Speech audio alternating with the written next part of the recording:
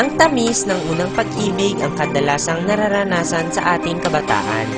Ito ang nagbibigay ng kakaibang ningning sa ating mga mata at kulay sa ating mundo. Pero minsan ay nagdudulot din ito ng malaking pagsubok, hindi lamang sa ating emosyon, kundi pati sa ating murang kaisipan. Ito ang kwento ng unang pag-ibig ni Samson. Dear Charo, mabagal kong isimulat ito dahil alam kong mabagal kang magbasa. Sinilang ako sa bundok ng tralala. Isa lamang ako sa mga mapalad na survivor ng abortion.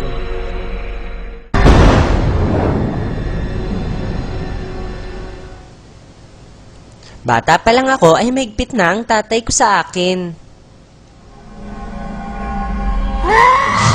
Oops! Piling! Panis! Hindi mo talagang bata ka, ha?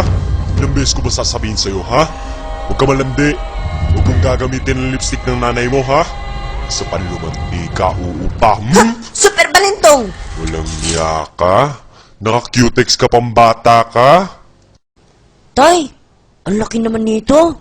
Ang tigas-tigas pa. Lagi mong tatandaan, anak. Wala sa tigas yan. Nasa performance. Yes, Daddy. Di, tayo. Bati. Di naman masakit.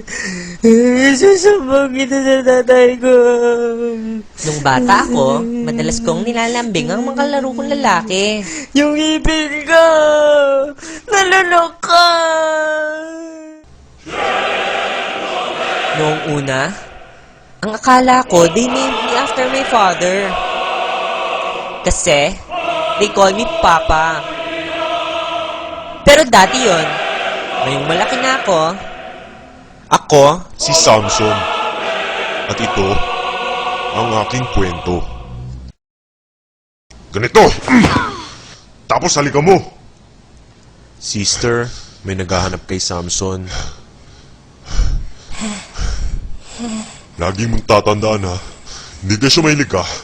Sa lalaki, may bakla ka na. Ang pagkabading, hindi nakikita sa ganon. Ha? Okay! Pahinga muna. hay nako, huwag ka magpapaniwala dyan sa tatay mo, ha?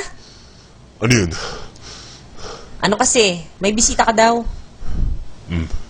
Ano natutunan mo ngayon? Puros kabaklaan lang, tay. That's my boy.